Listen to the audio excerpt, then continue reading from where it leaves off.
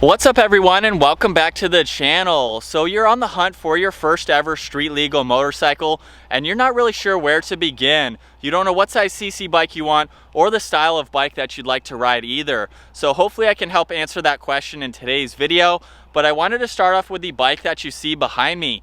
This is my 2007 Honda CBR 600RR. I bought this bike back in March of 2016 with around 12,000 miles on it, and it currently has 28,700 and some change on it right now. It's been a phenomenal bike to ride, and it's been my only street legal motorcycle. Now, I did grow up racing dirt bikes. I started around the age of 7 or 8, which is why I felt very comfortable going to a 600cc bike. I currently have a Honda CRF 250R, so transferring from that dirt bike to a 250cc motorcycle just didn't really make any sense to me because it was essentially the same bike. So I felt very comfortable in going to a 600. The weight didn't really scare me much either. This bike is around 370 pounds or so, give or take just a little bit. So for me personally, I felt comfortable on this bike.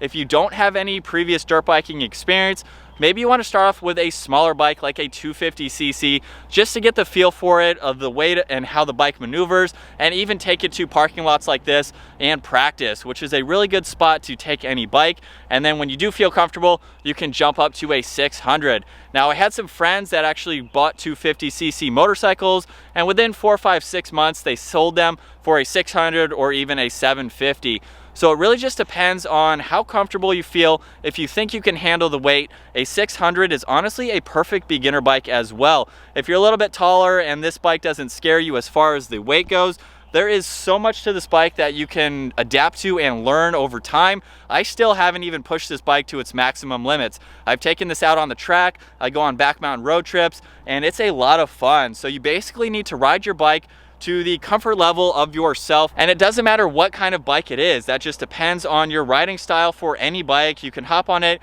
and basically ride it to your comfort level. So let's go ahead and talk about the different styles of bikes that you can get. I'm mainly talking about sport bikes in today's video simply because I own one, but you can get cruisers, there's enduro bikes, there's even street legal dirt bikes. So if you grew up racing or riding dirt bikes, you can make that transition a little bit easier. We have other cruisers and different style of bikes, just depending on what you want to use it the most for.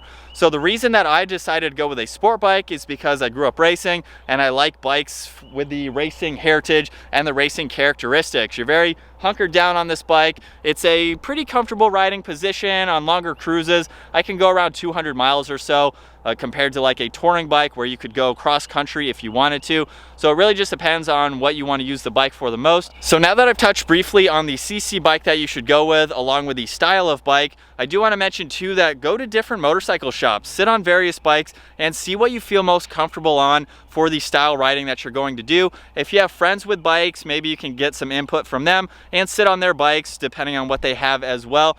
So you found that bike that you're ready to get. Let's say it's a sport bike like this, 600cc, and you're ready to go check it out in person. Visually, what should you look for on the bike to make sure that this is going to be a good buy? So I'm going to start off with the chain because this is one of the most important components. There's a lot of components on a motorcycle, of course, that will be important to keep you safe out on the roads. But I'm going to start off with the chain. You should visually inspect the chain, make sure that all the links are perfect, there's no corrosion or rust or anything like that, along with how much play is in the chain. So on my bike right here, you can see down below, I have about 1.5 inches or so of play in this chain. You don't want the chain to be super tight, although that would mean that it's a brand new chain. But at the same time, if you have a lot of slop in that chain, it either needs to be adjusted or it means that the chain is at the end of its life and you'll have to replace that soon. On my chain here, this is actually the same one that I bought this bike with back in 2016, and I still have a little bit of adjustability to go before I do have to replace it.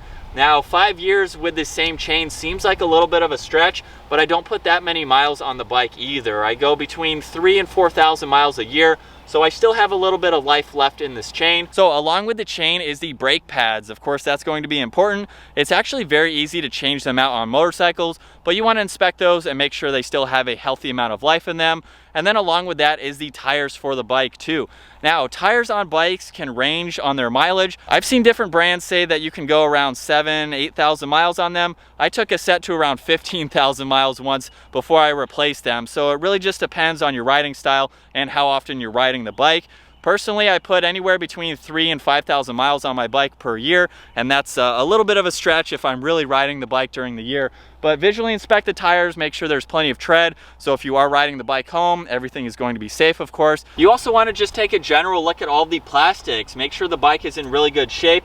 When I started taking this apart for its first oil change, I actually found remnants of wax buildup in the lower section of this. So whoever owned this bike really took the time to take care of this by cleaning it and keeping it well maintained. So you just want to make sure that visually everything looks intact, there's no missing bolts or anything like that. And then the last important thing is to run the bike. Make sure all the temperatures are good, there's no check engine lights, everything on the gauge cluster looks to be in proper working condition. And then also, if you can bring in an experienced rider with you, just to give you another set of eyes. When I bought this bike, I had my brother and my dad with me. So if I missed something that they saw or they missed something that I saw, we all had eyes on the bike just to make sure that this would be a great buy. And here we are in 2021 with the same bike, and it's been a blast. So visually inspect the bike to make sure that it is going to be a great ride, and maybe see if you can get some maintenance history from the previous owner. It's a little bit different than a car. You're not going to have a Carfax or a Bike Fax for the bike, so you basically kind of have to trust the original owner or the previous owner, of course. But once you get the bike, I did my first oil change when I got it, just to start off fresh, visually inspect everything, replace anything that you can or you need to, or use that as a negotiating strategy to get the price a little bit lower on the bike. And then you can start off with a perfect bike. And then the next thing that I want to talk about is the pricing for bikes. Now, of course, there are so many different styles, as I've already mentioned, that all of them are going to have a different price depending on their mileage, their year, their condition. There's so many factors that go into buying a bike. Now, for example, with my bike behind me, I paid around $4,700 for this back in 2016, and it's still probably worth over $4,000. I don't have that many miles on it. But to me, buying a used bike was definitely the way to go, because now 2020 Honda CBR 600s are around 15 grand or so. So to me, spending a third for pretty much the exact same bike, minus some technology features that I'm missing, was really a no-brainer. I didn't see a need to spend that much money for a motorcycle. Now, of course, everyone is going to be different. Gold wings are going to be $20,000, $30,000, $40,000. There's Ducatis that cost that much. It just depends on what you're willing to spend for that bike. So under 5 grand, I got a phenomenal bike that I don't think I'm getting rid of anytime soon. So now that you have the bike and you're ready to go, I want to talk about what it's like to actually get the bike out on the road. For me, going from dirt bikes to a motorcycle was a completely different change. Now, I knew how to ride it, of course, doing the gas, clutch, all that, everything is the same, but actually getting it out on different terrain compared to the dirt was a lot different. So what I tried to do is I went to empty parking lots like this just to maneuver around. I'd set up pine cones or whatever was in the road to start to feel the weight of the bike, how it maneuvered, going around curbs and things like that, just to feel out the bike and what I felt comfortable in doing.